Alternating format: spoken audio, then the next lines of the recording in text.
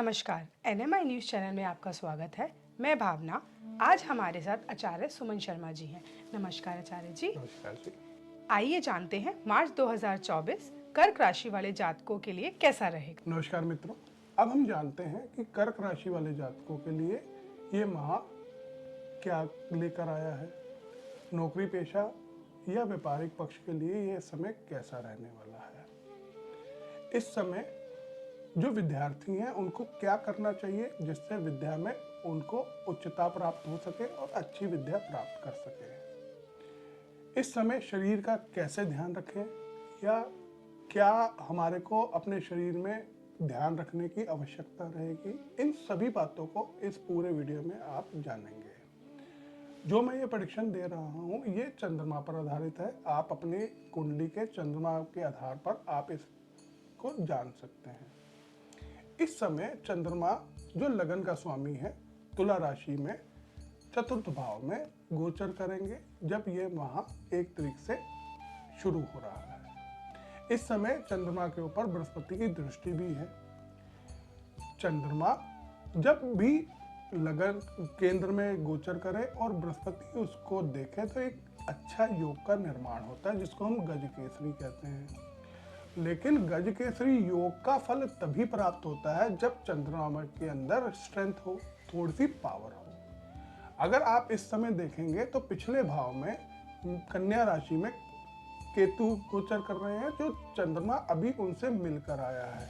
तो चंद्रमा के अंदर उतनी पावर नहीं है जो अपने फलों को आपको प्रदान कर सके। ये सोच विचार बना रहा है। इस समय जो कर्क राशि वाले जातक है वो अपने मकान से संबंधित या कोई नया मकान खरीदने के संबंधित कुछ सोच विचार बना रहे हैं जिसके फलों में आने में कुछ परेशानी हो सकती है।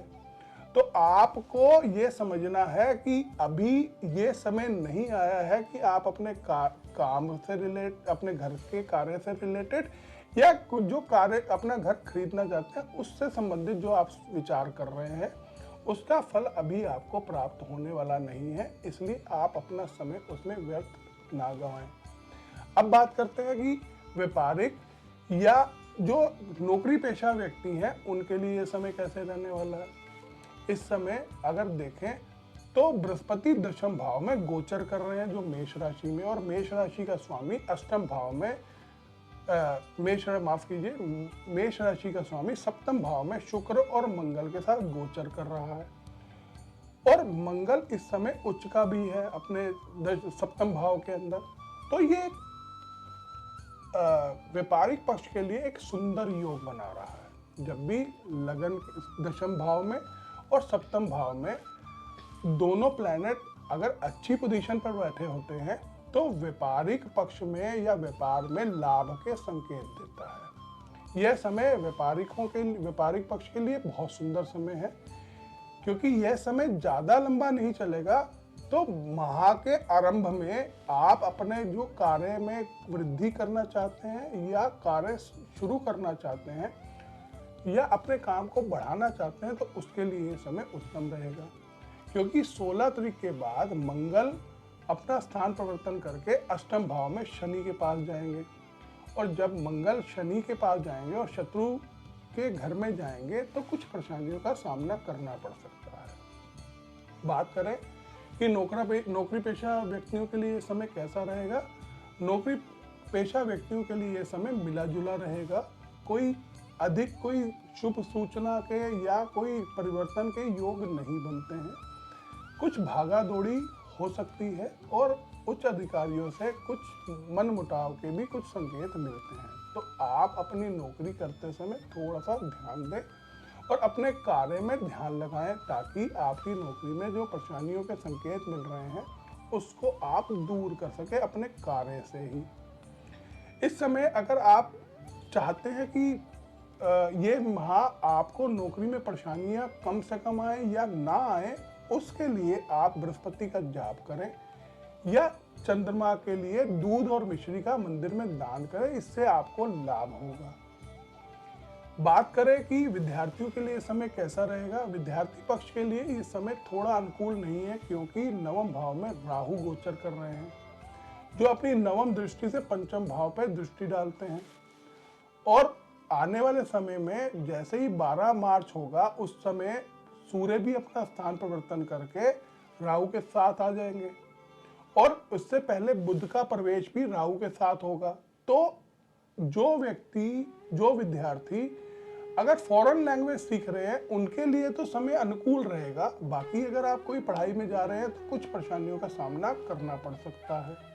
उसके लिए आप बृहस्पति जी का जाप करें जिससे आपको लाभ प्राप्त होगा। अब बात करें शारीरिक दृष्टि से यह समय कैसे रहने वाला है, तो इस समय चंद्रमा जो है वह गोचर कर रहा है तुला राशि के अंदर और तुला राशि से अगले भाव में उसकी नीच राशि है वृश्चिक राशि।